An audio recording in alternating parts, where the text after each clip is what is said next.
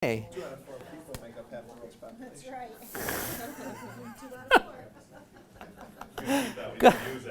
I am going to use that one.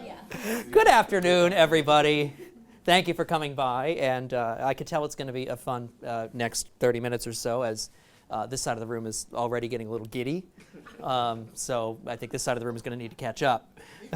But anyway, thanks for coming out, and I hope ending your day with us here at the Fairfield. This is why we do a 3 o'clock and not a 4 o'clock, because now you can blow off the rest of the day when you leave here. I will sign a note that says that you were here until 6:30. I am happy to do that. After 10 minutes, hurry up. For you, I'm going to call your boss and say, she didn't even show up at the thing. I don't know. We were actually expecting a few more people. That's why you see the 2 front rows empty, but Cassandra sent several people to the wrong hotel.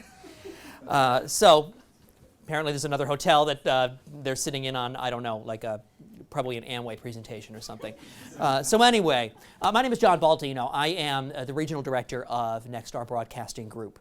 We are the company that owns the ABC and CW affiliates here in the greater Watertown market, and we own about 107 television stations across the country. I say about 107 television stations because I have not checked my email in the last 15 minutes. We've kind of been buying stations fairly rapidly, which is a good thing. We're actually the second largest broadcast group in the country. But what's interesting about Nexstar Broadcasting is while we are a very large, publicly traded company, second largest broadcast group in the United States, we don't really operate that way. We operate very much like a lot of local companies. I get to work with a third of our stations, a third of our company, which is 32 television stations in 18 markets in 10 states. So I'm going out into 18 markets where we really operate like 18 local businesses, because that's really what we are. We are made up of television stations in small to mid-sized markets that really have a duty, we believe, in the local marketplace to help all of you, to help our local partners, the local business, grow their business, which helps our local economy, which helps everybody. So that's really what we're all about, especially in the digital space, which is where I get to play. I get to come into my markets and work with the amazing sales teams that we have, the terrific station management, and most importantly, all of you, in essentially showing you where the consumer is, what the consumer is doing, and how we can help you reach the consumer. And that's really what Total Reach is all about. Total Reach is a solution, a response, if you will, to the age-old marketing dilemma. Some of you have probably heard this one before. Some of you may have thought it. Maybe it's new to you. I know 50% of my marketing doesn't work. I just don't know which 50% it is. And a lot of people will say that a little tongue-in-cheek, but really it's not far from the truth. When you consider the amount of options that we have when it comes to marketing, when it comes to advertising. There are so many different places we can be, so many different ways to get our message out there to people that it becomes kind of a crazy mishmash. And when we try all of these things, we do get to the point where we know something's working, we know something's not, we're just not quite sure. So what I'd like to do is go through some of these. Now you see I have a few examples up here because I know that you're all being called on by account executives from the Yellow Pages, the newspapers, the radio stations, the TV stations, the pure play digital media companies, and many, many more. This is obviously not representative of every opportunity that we have in marketing.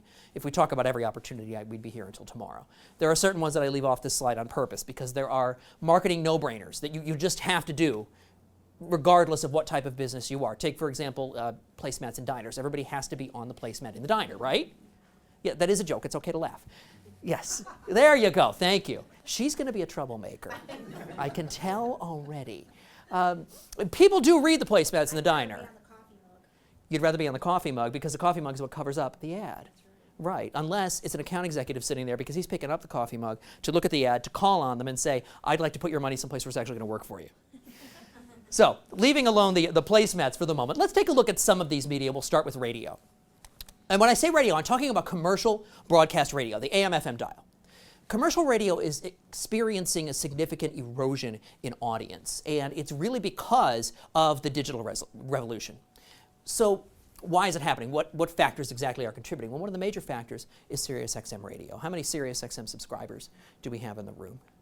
Only one Sirius subscriber in the room. Wow, that's shocking. The first 3 sessions, I had about 90% of the room. Here, no one has ever listened to Sirius radio. That's kind of shocking. Oh, you've listened to it, but you don't subscribe. It runs out in 6 months. Oh, okay. So you only listen to it when it's free. Okay, so I have a room full of thrifty people. All right. Cassandra, what's your favorite channel? The highway. Oh, you're a country music girl. That's right. Okay. Yes, I asked that question in Alabama, and it's never the highway. Not sure why. But the interesting thing about satellite radio is, I'll use myself as an example. I pretty much listen to two stations. I listen to Radio Margaritaville because I'm a big Jimmy Buffett fan, and I listen to the Broadway channel because I'm a big musical theater fan. Where on the AM/FM dial can I get that kind of music 24 hours a day?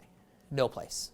So it's almost like it's a station created just for me, or just for people with my very particular narrow taste in music. There's also the fact that we're all carrying a radio station around with us in our pockets. We have the ability to create our own playlists, to program basically our own radio stations, to play DJ, and have whatever bizarre combination of music we want on that playlist.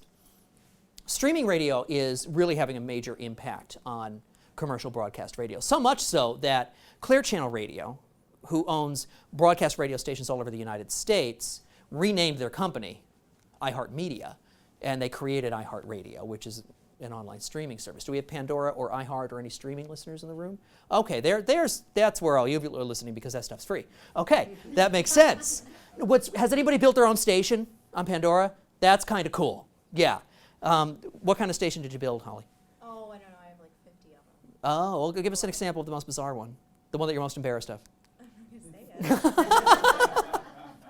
What's neat about Pandora, though, is you could really, if you wanted to, you could say, all right, I want a station based upon the music of 80s big hair bands, Jimmy Buffett, Taylor Swift, 50 Cent, Liza Minnelli, Metallica, and Paul Anka. And you can actually get that radio station created on Pandora. Show me any place else other than my demented mind where you can get that kind of content in one channel, except for on Pandora, or iHeartRadio, or a streaming service. The point here is, and research and information is really only as good as the story that it tells. The story that this tells us is that the consumer is gravitating toward the media that put the consumer in charge. When we use these media, we are in charge of what the programming is.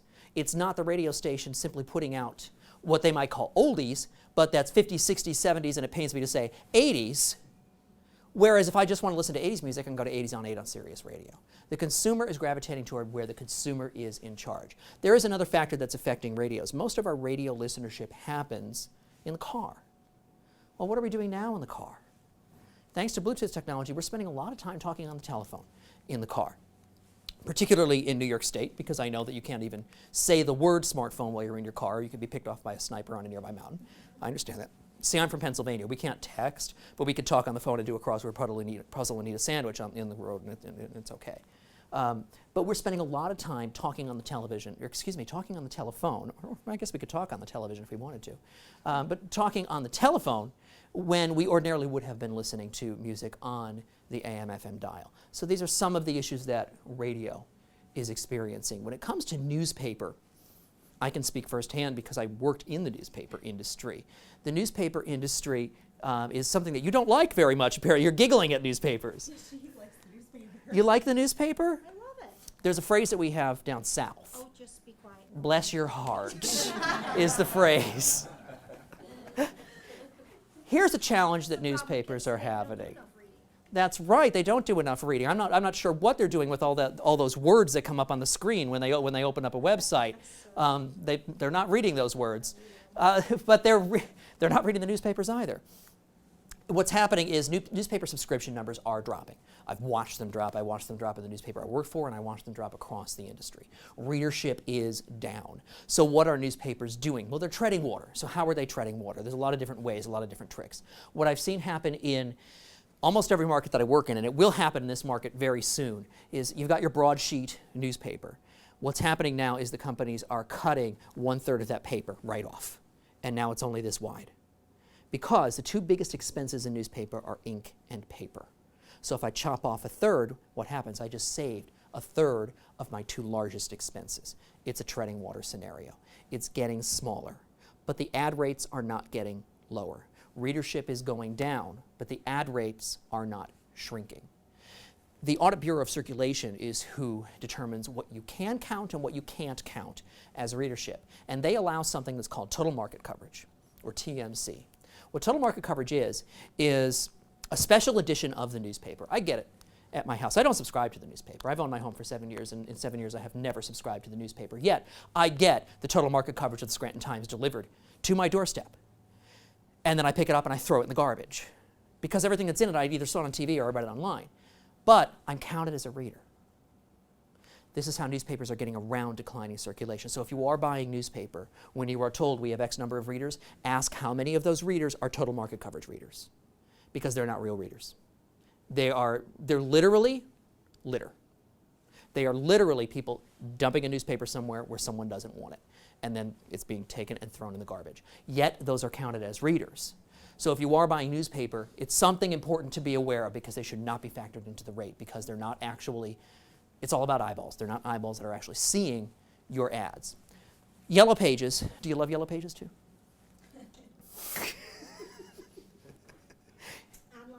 Online, yes. Yellow Pages, I don't have to say a lot about Yellow Pages. In fact, this photo was taken outside of an apartment complex where, they stack up all the phone books and everybody that has an apartment takes one. And, well, nobody took one, so one of the apartment dwellers posted this sign. Dear Bell and Yellow Pages, we all have a thing called the internet. Please stop wasting stuff. I love that. Because really, there's 3 phone books in this market. What do you do each time one of those phone books lands on your porch? Throw in the garbage, right? Or you throw in the recycling bin. I had one person tell me once that they put it in a drawer. And I said, well, then what? Well, then a year later, I take it out and throw it away, and I put the new one in the drawer. It's like, you're wasting drawer space. You can't even sit on it to see over the steering wheel anymore, can you? No, because it's only this thick. If you got 3 or 4 of them, maybe. I'm building a fort on my front porch with all of the phone books that I get. So you could have a little bit of fun with them. But we don't have the Yellow Pages in our hands all the time. We don't carry them 24 hours a day, 7 days a week. But do we have their content 24/7? Of course we do, because we have our mobile devices, we have our smartphones, we have our tablets with us 24/7.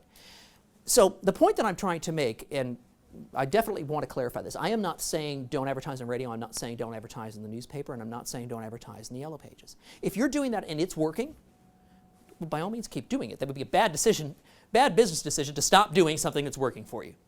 But it's important to understand the realities of the numbers and the realities of how many people are actually being exposed to your message. And if that number is either being inflated or if that number is shrinking, then you need to shrink your investment in order to retain a return on your investment. Simple mathematics.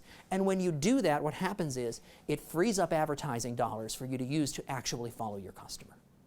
The key to successful marketing, whether it's business to business or business to consumer, whatever the industry is, the key to successful marketing is following the customer, knowing where the customer is and how to reach them. Because as we learned in the radio example, the customer is very much in control.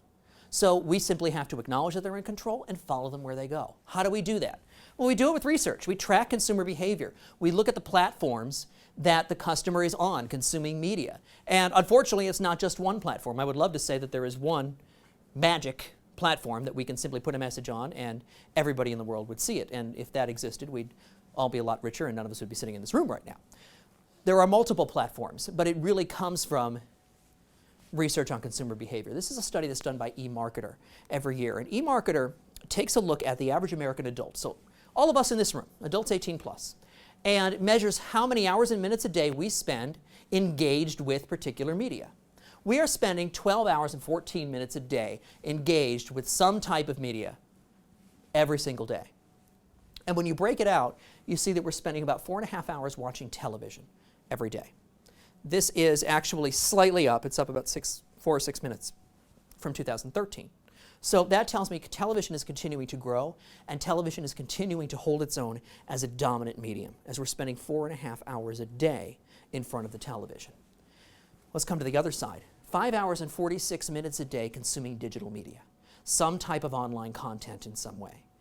In 2013, this was 4.5 hours. It went up 1 hour and 15 minutes, but our television viewership did not go down. And when you look at digital media and you break it out, you see that we spend a little bit over 2 hours on our traditional desktop and laptop computers, and we spend just under 3 hours on our mobile devices. Mobile will continue to grow. In 2013, it was 50-50. We're seeing mobile continue to grow and grow and grow. And then you have 43 minutes of other. This would be the 3 people in the world who still have Blackberries, There's a couple of flip phones in the world that actually can access the internet, believe it or not. Some of them still exist. They would fall under other. Your Nook, for example, if that goes online, that would fall under other. So the vast majority of our digital consumption is on our computers, but really with mobile in the lead. Then we come to the middle, all other media. 2 hours a day we are spending combined on newspaper, yellow pages, magazines, radio, and any other medium that you can think of is lumped into those other 2 hours a day. This is the consumer telling us, if you want to reach me, here's where I am. I'm watching TV and I'm online. So how do we reach people in that way? Well, it's important to understand people's habits. Listening to TV while you're online. You could very well be listening to television while you're online. Absolutely. Yeah. In fact, as we look at the day, and our smartphones rule our morning, and our PCs rule our work hours for obvious reasons that the PC is there, our tablet takes over nighttime, our evening hours, when we're spending more time watching television. In fact, that's why the tablet rules the evenings. Nearly 80% of the time that we are watching television, we are using another mobile device. Usually, we're using 2 other mobile devices. A tablet in your lap, a smartphone on the coffee table, and the television is on. So what this behavior shows us is that we have the ability to engage the consumer on multiple platforms with your message and your brand simultaneously. It's something we've never been able to do before, but it's simply following the customer. Where's the customer? They're consuming digital media on mobile devices and they're watching television, so we can be in both places. So we start with the television schedule. We're going to produce a 15-second television commercial for you and run it on both of our television stations, our ABC and our CW station. 15s are the new 30s. It's something that I say in all my markets. I'm a big fan of 15-second TV commercials for a lot of reasons, not the least of which you get more frequency with a 15 because you can run it twice as often as you can run a 30 because it's half the length. Another reason is there's a piece of research that's in a video that I use in some of my presentations, which I didn't put into this, but it shows us that the attention span of the average goldfish is 8 seconds. The attention span of the average person is 7 seconds. So if you've become bored with your recent conversations with your goldfish, now you know why. Your goldfish is far more interested than you are. So if our attention span is only about 7 seconds, first of all, thank you all for being here longer than 7 seconds. I appreciate that. Second, we should be running 15-second commercials because that's what's going to drive home our message. We can tell our story in 15-second commercials. I've been writing 15 seconds for so long that I was asked to write a 30-second commercial last year and it took me an hour and a half because I couldn't expand upon the message because I'm so used to writing 15s. 15s are fun. You get more frequency. There's also a strategy that we use with 15s called bookending, which I love. Bookending means that you're the first commercial in the break and you're the last commercial in the break. Very coveted positions with the 15-second commercial. So that's our television audience. We want to get your message out to the audience watching both our television stations. We also want to get our message out to the audience that's on our website. So how do we do that? We do that with banner display ads. So a leaderboard ad and what's actually called a medium rectangle 300 by 250 ad. These ads are rotating throughout our entire website 24 hours a day, 7 days a week, bouncing all over every page of our website. These are your ads, your message, and they drive to a specific section of your website. And what I mean by that is, let's say, Steve, for example, you're running an ad that's about memberships to come in and work out at the Y. Well, then I don't want people to click on that ad and land on your homepage. I want them to land right on the membership page. Because web users are lazy, we have an attention span of 7 seconds, so we don't want to make them do any extra work. We're going to drive them right to the information about the particular product, service, or promotion that you happen to be offering at the time. Your ads can be geo-targeted. So that would apply, for example, if you have more than one location. You girls were mentioning that you've got properties all over the place. So let's take a look at each of those properties, and depending upon where I'm sitting in the market when I go to our website, I can see an ad related to the property nearest me. So we can geo-target that way if we would like to. All of our ads are on our desktop and laptop website and on our mobile website because our site is mobile responsive. What that means is the site knows what type of device it's being displayed on and reconfigures itself accordingly. Your ads will also run across our mobile application for smartphones and tablets. And this is the tablet example. So you're getting maximum exposure online and on mobile because of those multitaskers. So that is our audience. That is exposing your message to our audience on air, online, and on the go. But we want to expand that audience, and we have a product called Audience Extension, Targeted Audience Extension. And what audience extension is a way for us to essentially follow people around the internet. We follow them across all platforms: smartphones, tablets, computers, smart televisions, and we serve them your ads on other websites, sites other than our own. We do it because typically people are doing online searches and they're consulting their personal networks when they're trying to decide where they want to do business. So we have the ability to track this behavior and then to serve ads based upon it. I can sum it up really in 2 words: creeping and stalking. We can creep your potential customers and we can stalk them with your ads. Of course, I mean creep and stalk in a good way in this case. So how do we do it exactly? We have essentially a fire hose of data coming to us about internet users globally. We can take all of that information and look at it in a defined geography.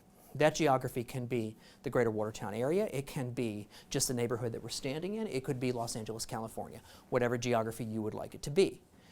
We define the geography, and then based upon the behavioral information that we have coming to us, we're taking a look at what people in that geography are searching for online. What kind of articles are they reading? What types of videos are they watching? What types of websites are they visiting? What's their age? What's their income level? Based upon that demographic and behavioral information, we can determine if they are predisposed to do business with you. If someone's online looking for an apartment, they're probably predisposed to do business with you if they're within a certain geography and they're within the income range that's appropriate to that particular property. Well, we have access to all that information. So we pick up on that information because we're creepy, and they don't ever have to come to our website. We can pick up on them and start to follow them wherever they go. It's probably happened to you. You're doing research on something. Give us the example. What's the example? I'd love to hear these. Boat bumpers. Looking for bumpers when I vote. Perfect. Those and ads are- And now you're seeing ads for boat bumpers, and you're noticing the ads. Facebook, maybe. I don't know. Yeah, I'm just Yep. And they'll follow you wherever you go.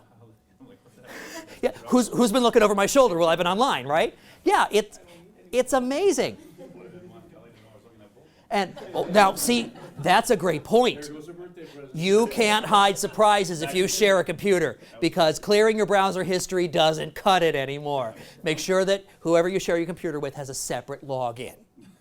Otherwise, you're in big trouble. But that's a great example. You've been online shopping for boat bumpers, and now all of a sudden you're seeing ads for boat bumpers. And you're noticing the ads. Yep.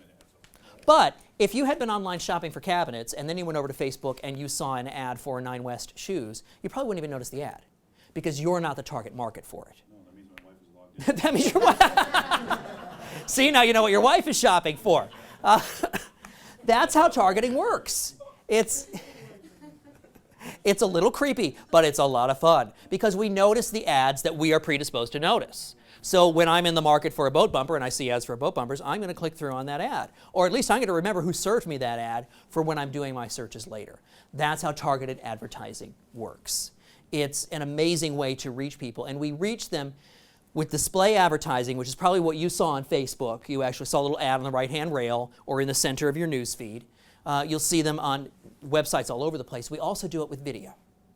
So let's suppose that I'm online, I'm on Home Depot, and I'm looking for cabinets, and then I leave and I go over to CNN.com, and I click on a story to watch the video of a story. I'll see a 15-second commercial for a cabinet store.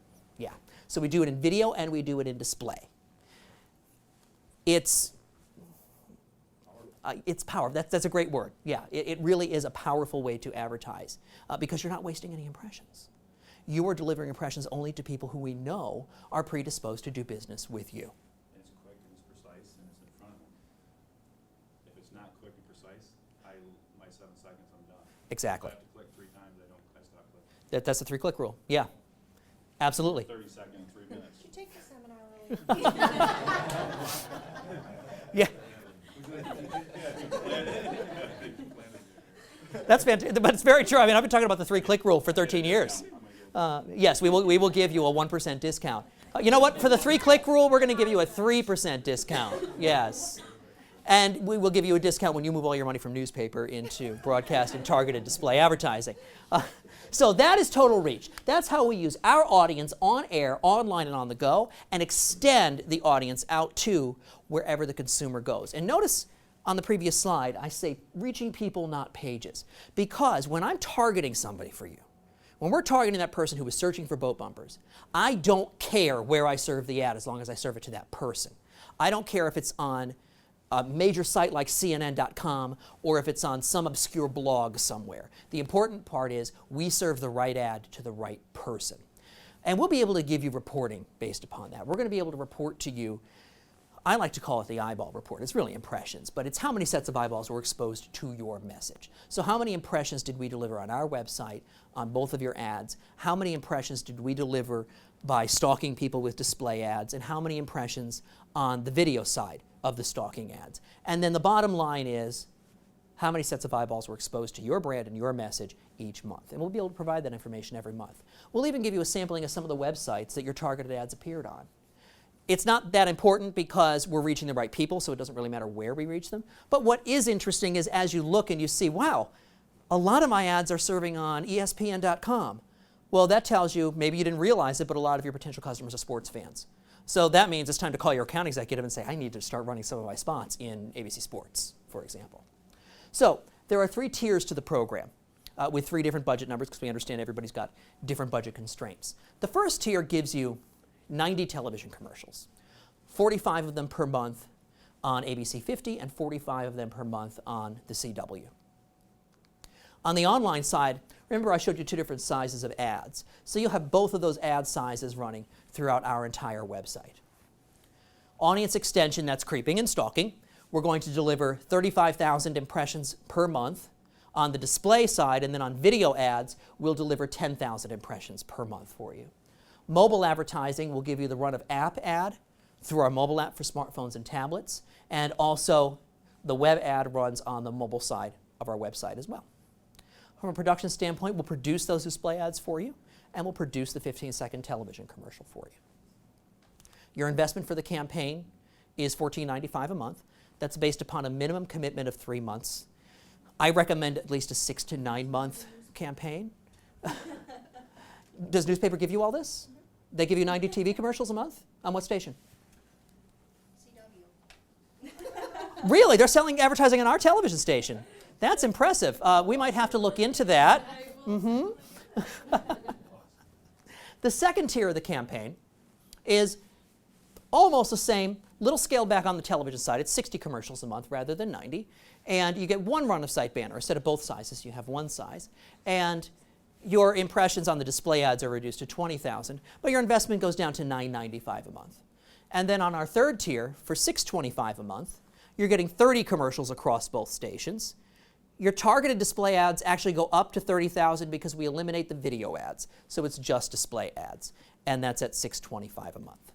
So that is the campaign. Your account executives have this information for you in more detail, and they actually have details of where the TV spots actually fall in the schedule. But questions, I'm happy to answer now. Yes. That's the boat bumper or the, Yes. the Home Depot. You got it. Those are the creeping and stalking. Okay. Yep. Other questions? I like that. So do we. That's Yes. How many, is it 30,000 per person or? It's 30,000 impressions total. Okay.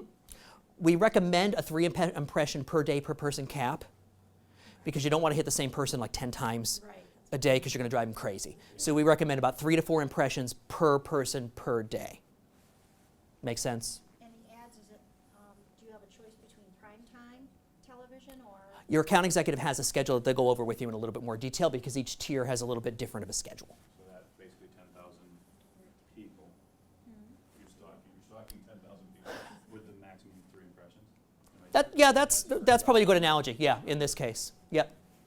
And depending upon your line of work, sometimes we'll go with a little more impressions. For example, if you were promoting an event, suppose it's a big sale this weekend, or if you were, there's a theater company that's doing a show this weekend, then I would say, well, we'd probably want to hit people for a shorter period of time. We don't want to hit them all month. We want to hit them 2 weeks out, 10 times a day, because it's event driven. But in general, we do about 3 to 4 impressions per day for a 30-day period on each person that we stalk. You build that case, you build that Yep. portfolio. If you, I don't know what the term I'm looking for.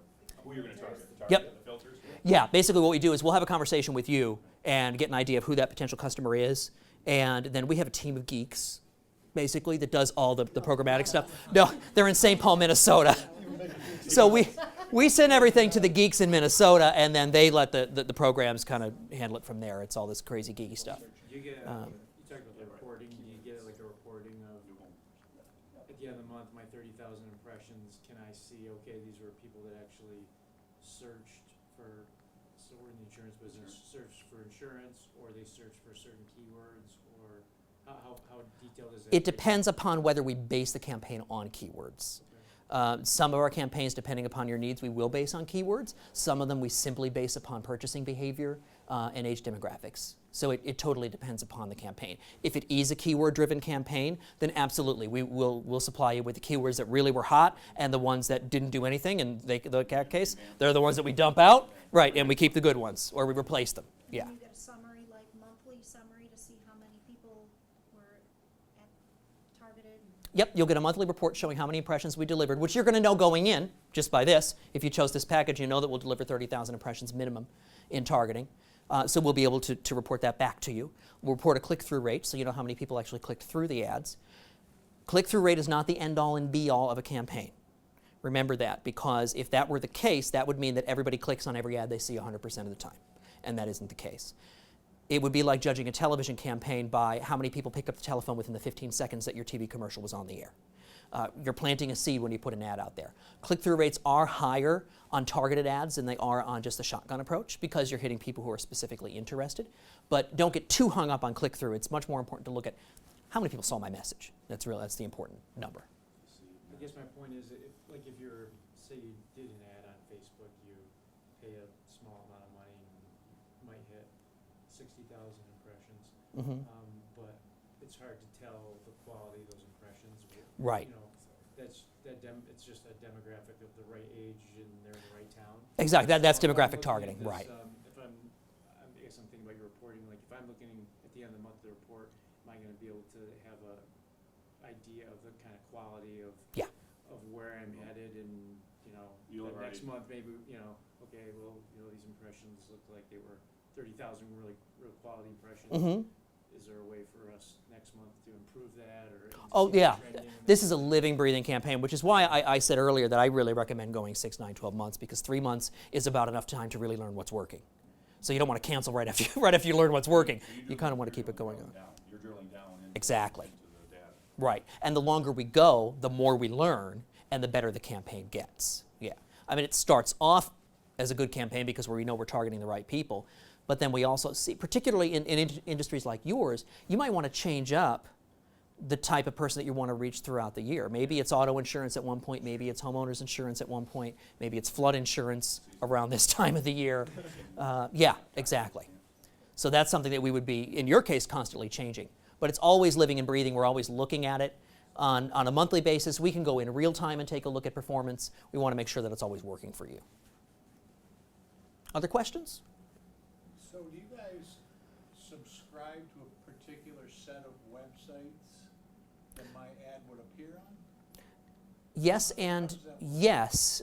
We are members of about 18 different ad exchanges, which cover roughly 80,000 websites. Because remember, the websites are not nearly as important as the people who see the ads. I can deliver an ad on CNN.com for you right now, but if a person who has no interest in you at all sees it, you just wasted an impression and you wasted your money. But I can deliver an ad on bobsblog.com that you've never heard of to the person who's looking to buy a membership to a gym tomorrow. That's a much more valuable ad impression. Does that make sense?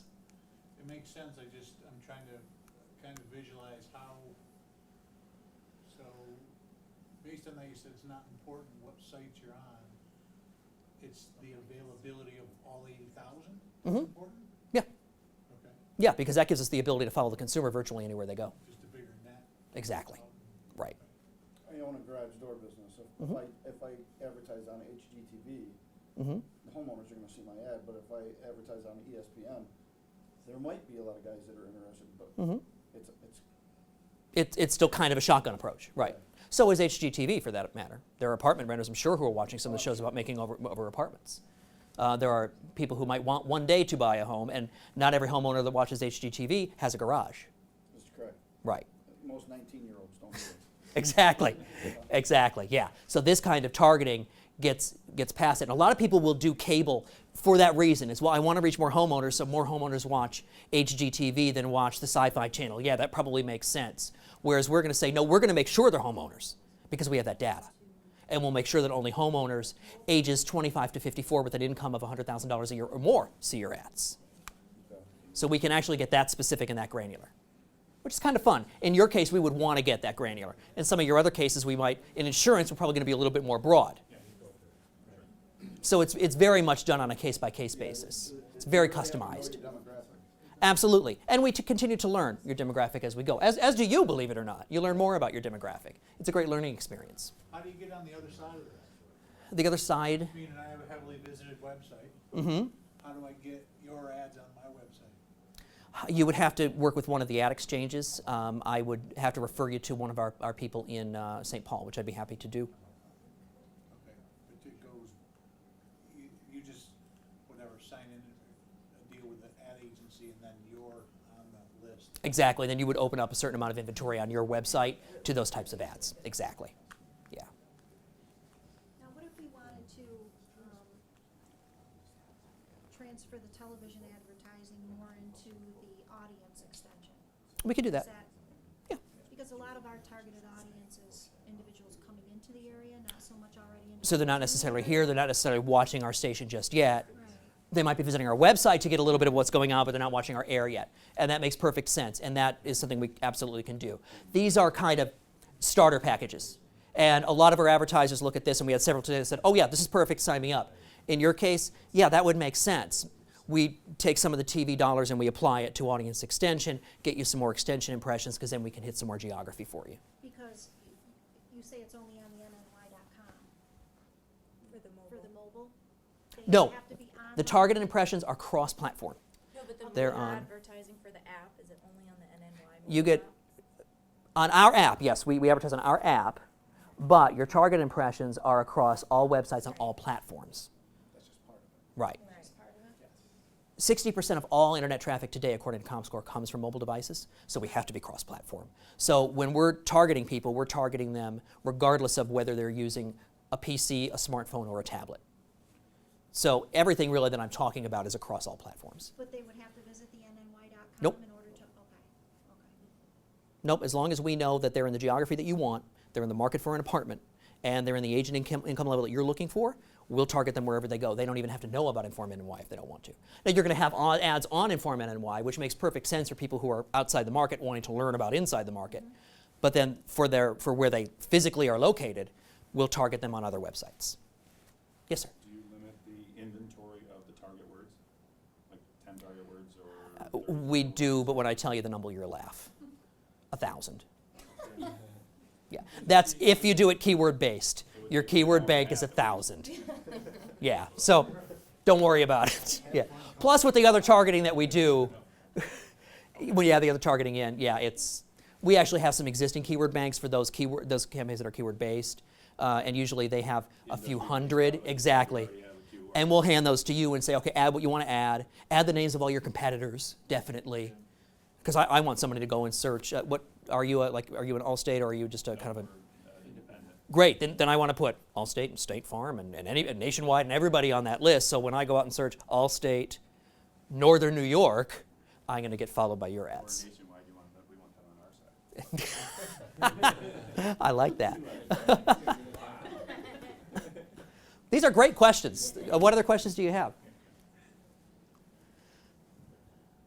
Okay, I've exhausted you with answers. Well, your account executives, again, have more detail on the television side and have all of this in front of you. If we want to take a look at shifting dollars into extension, I can run some numbers for you right now. So I'll throw it over to your AEs, and if you have other questions, I am still here to answer. Thank you. This is their diploma. Yes, congratulations, you graduated.